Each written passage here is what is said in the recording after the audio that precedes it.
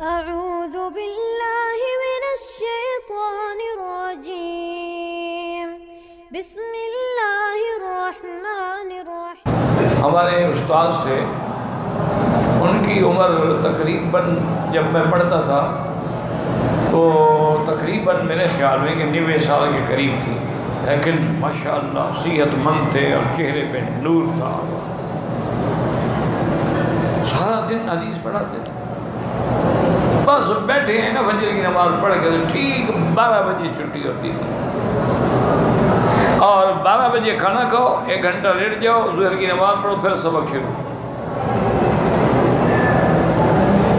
ہمارے تو 1 گھنٹے کے لیے آتے ہیں، وہ بھی نخرے کے لیے، کوئی آ گیا کوئی نہ آیا، کسی کو کتاب بھول گئی، کسی کو رومال بھول گیا. بس چلو شکر ہے، پتہ نہیں ان کے بعد والے کیسے ہوں گے. یہ بھی شکر ہے کہ چلو کچھ نہ کچھ گزارا ہو رہا ہے نا. تو اب جناب یہ ہے کہ وہ لوگوں کو تعویذ بھی دیتے تھے اور پانی بھی پڑھ دیتے تھے، لیکن ایک خادم تھا، ان کو کہا کہ جب کوئی عورت آئے نا میرے کمرے میں، اس کو اکیلا نہیں بھیجا، ہر حال میں اس کے ساتھ تم نے آنا ہے. تو وہ خادم تھا نا حضرت کا، تو خادم کو تو حجت ہوتی ہے نا اپنے استاد سے. اور نے کہا حضرت 90 سال آپ کی عمر ہو گئی ہے، آپ تو اپنی بیوی کے پاس جانے کے بھی قابل نہیں ہیں، تو کوئی عورت اگر آئے گی تو آپ کیا کریں گے؟ انہوں نے فرمایا اللہ کے بندے، ان الشیطان یحرک، شیطان شہوت پیدا کر کے حرکت دے دیتا ہے اور بڑے بڑے بزرگوں کو اسے برباد کر دیا. خبردار کوئی عورت میرے پاس اکیلے نہ.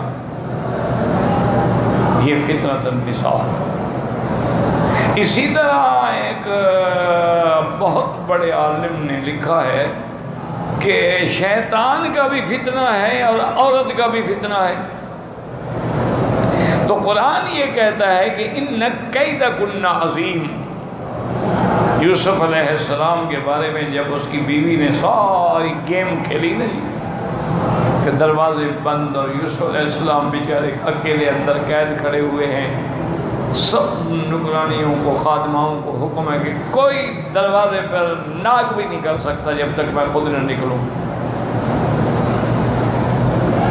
تو پیغمبر تھے، اللہ پاک نے مہربانی کی، انہوں نے کہا معاذ اللہ، اللہ کی پناہ، میں گناہ کروں. کیا کہہ رہی ہے؟ حضرت یوسف علیہ السلام دوڑے، دروازے اللہ کی شان سے کھلتے گئے. یہ معجزہ تھا حضرت یوسف علیہ السلام کا. اب جناب وہ پیچھے بھاگ رہی ہے اور پکڑ رہی ہے، کھینچ رہی ہے، کیا کر رہے ہو؟ حضرت نے دیکھا ہی نہیں مڑ کے. اور جب وہاں دروازے مین گیٹ تک پیچھے دوڑتی آئی، الفیا سیدہا لدی الباب، خامد آ گیا سامنے. اب 1 منٹ میں دیکھو کیسے گرگٹ کی طرح بدل گئی. قال ما جزاء من اراد باهلك سوءا الا ان يسجن او عذاب علیم.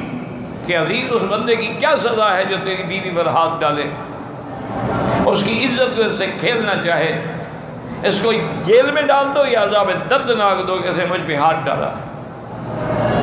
پہلے عشق کا یہ عالم ہے کہ بھاگ رہی ہے، اب جب خاوند سامنے آ گیا تو اب وہ مجرم بن گیا. یہی ہوتا ہے عشق میں. لڑکیاں نکل جاتی ہیں، جب پکڑی جاتی ہیں جناب اور 2-3 چھتر لگتے ہیں تو پھر کہتے ہیں نہیں کوئی عشق مشق نہیں، مجھے تو زبردستی لے گیا تھا.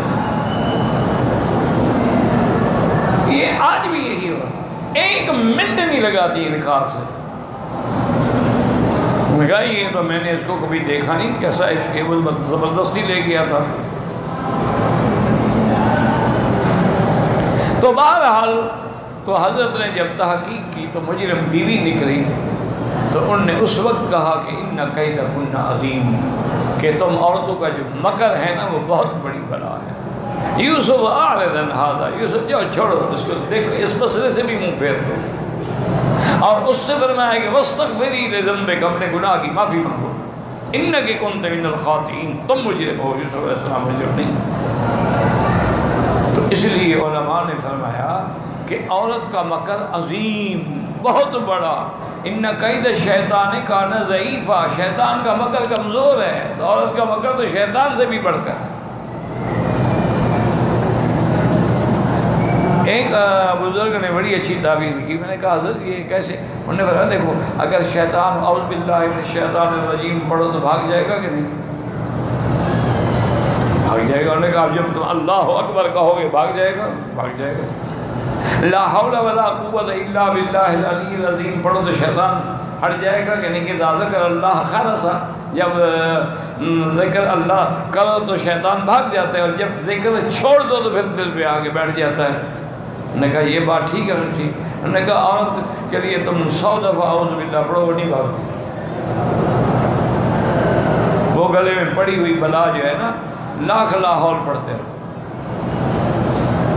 تو شیطان سے زیادہ قوی ہوئی۔ شیطان تو کمزور ہوا ہے، ڈر کے بھاگ گیا۔ یہ ایسی بلا ہے کہ نہیں بھاگتی۔ تو اس لیے حضور نے فرمایا کہ اتقوا فتنۃ النساء، خبردار عورتوں کے فتنے سے بچنا، کہ سب سے پہلا قتل جو عالم میں ہوا وہ عورت کے لیے۔ بنو اسرائیل میں جو فتنہ آیا وہ عورت کا فتنہ۔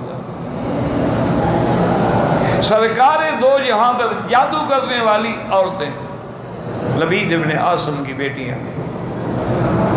حضور صلی اللہ علیہ وسلم کے گوشت میں زہر ملانے والی عورت تھی خیبر۔ یعنی آپ حیران ہوں گے کہ کتنے واقعات ہیں جن میں عورتوں نے بڑے بڑے علماء، بڑے بڑے صلحاء، بڑے بڑے اولیاء کو بھی نعوذ باللہ راستے سے ہٹا دیا۔ یہ ایسی خطرناک، اور اس کی آنکھوں میں اللہ نے ایسا کوئی مقناطیسی اثر رکھا ہے کہ بس آنکھ ملی تو بندہ گیا۔ اسی لیے حکم ہے نا کل للمؤمنین یغضوا من ابصارہم، آنکھیں بند کر لو، نیچے کر لو، جھکا لو۔ کیوں؟ اگر آنکھیں نہیں جھکاؤ گے تو پھر فتنے میں پڑ گئے، ابتدا ہو گئی۔ اس لیے اس حدیث مبارک میں بھی حضور پاک نے بار بار فرمایا اتقوا النساء فإن اول فتنة فی بنی اسرائیل من النساء، عورتوں کی وجہ سے تھا۔